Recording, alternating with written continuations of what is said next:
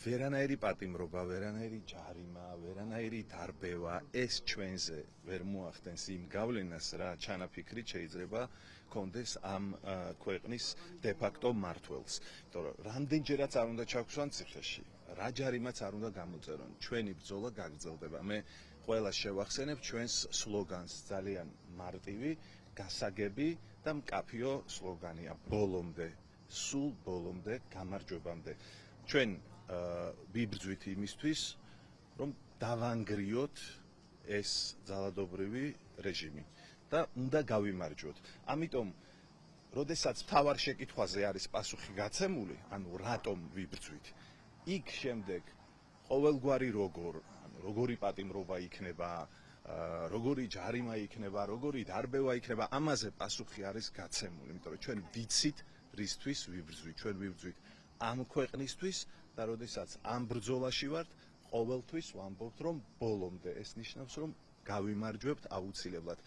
ეს რეჟიმი არის განწირული, იმიტომ რომ შეეჭიდა ისეთ რაღაცებს, აი მაგალითად შეეჭიდა იმას, რაც ვერ მოახერხა კაცობრიობის ისტორიაში ვერავინ, რომ აი აუკრძალოს ადამიანებს ლაპარაკი, აუკრძალოს წერა. ჩვენ მაინც დავწერთ, მაინც ვილაპარაკებთ, მაინც გამოვთქვამთ ჩვენს აზრს და სწორედ ეს არის ჩვენი მთავარი იარაღი, რომ ჩვენ გამოვთქვათ ჩვენი აზრი და სწორედ ამ აზრით გავიმარჯვებთ აი ამ ბრძოლაში. ხო, ვიდრე დაგაკავებდნენ და გადაწყვეტილება გამოცხადდა, კიდევ დაწერა ერთი პოსტი სოციალურ ქსელში. ხომ არ ელოდები, რომ ამ პოსტზეც მოხდება უკვე მეორედ დაკავება?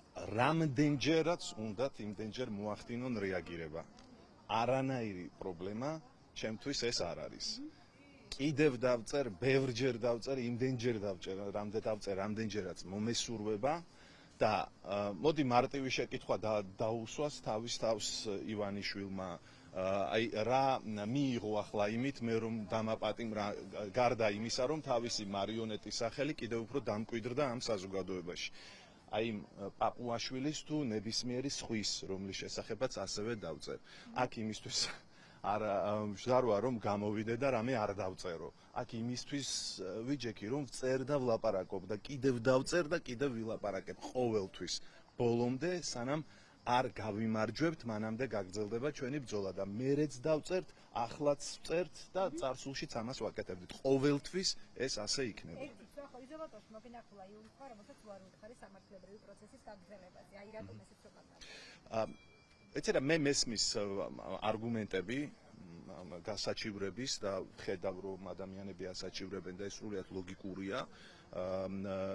მე უბრალოდ როგორც ერთ ადამიანს, როგორც ერთ ინდივიდს მაქვს არჩეული გზა, როდესაც საერთოდ არ ვცნობ როგორც სისტემას, როგორც შტოს ხელისუფლებისა. ეს არის უზურპირებული, მითვისებული სასამართლო შტო, მე არ ვაპირებ რომ იქ რაიმე პროცედურები გავიარო. ეს არის და ეს ძალიან მარტივად მე არ ვაპირებ უკანონო სასამართლოს გადაწყვეტილება მეორე ინსტანციაში, ასევე უკანონო სასამართლოში გავასაჩივრე. ეს უბრალოდ ჩემი მიდგომაა, ეს იმას კი არ ნიშნავს, რომ სხვაც აუცილებლად ასე უნდა მოიქცეს. ყველა გზა მისაღები და მნიშვნელოვანია და არგუმენტირებულია ჩემთვის.